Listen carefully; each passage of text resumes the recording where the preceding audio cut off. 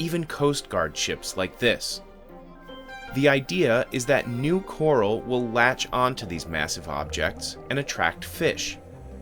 But just because it sinks doesn't mean it will help. In fact, some of these damaged pre-existing coral.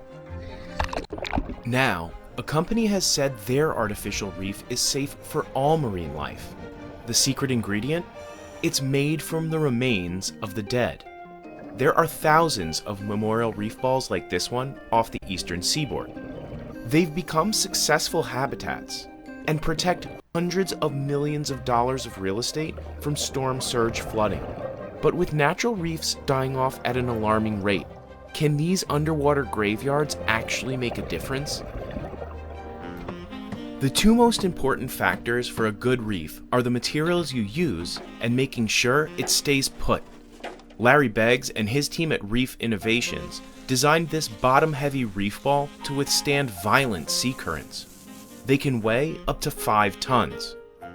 The chemicals in conventional concrete can harm sea creatures, so Reef Innovations has to use a special mix.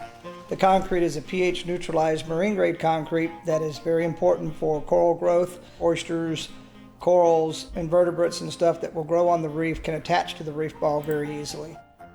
The company uses fiberglass panels to never grew. Seawater corroded the tires as well as the steel clips and nylon bonds holding them together. They broke apart, wiping out nearby natural reefs. Decades later, Florida began a cleanup expected to end by 2028. Some 600,000 tires are still down there. Healthy reefs provide a home for a quarter of all marine life, protect thousands of people from hurricane damage, and contribute over $4 billion to Florida's economy every year.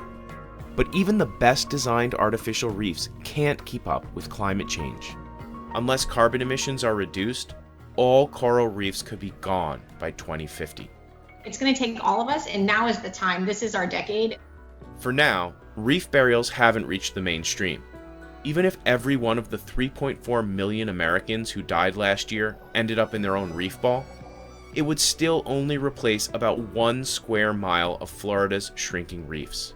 If we did that around the world, it probably would help, but we aren't, So I feel good about what we're doing. Perhaps this kind of memorial is just a person's final act of hope that things can get better. Now is a time where we need a healthy ocean more than ever.